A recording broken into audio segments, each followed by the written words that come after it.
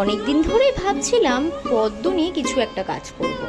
Finally আজকে একটু সময় হাতে পাওয়াতে ভাবলাম সবাই তো পদ্মের পুকুর বানাচ্ছে, লোটাস পন্ড আর কি, তো আমি একটা পদ্মের ঝিল বানাই, তাহলে কেমন হয়? ব্যাস বসে পড়লাম কাজটা করতে সুপার ক্লে নিয়ে। সুপার ক্লে দিয়ে ফার্স্টে এক এক করে তারগুলোকে আমি ক্লে দিয়ে কিছু কভার করেছি, কিছু মাস্কিং টেপ দিয়ে কভার করে নিয়েছি, ভিডিও অনুযায়ী তোমরা সেটা দেখতেই পাচ্ছ। তারপর সেগুলোকে একদম গাঢ় সবুজ কালার করে ফেলেছি। লোটাসের কালারগুলোকে আমি একেবারে ডিপ পিঙ্ক কালারের মধ্যেই রেখেছি। কিছু কুড়িয়ালা লোটাস করেছি, কিছু হচ্ছে ফোটা পদ্ম আমি এর মধ্যে ব্যবহার করেছি।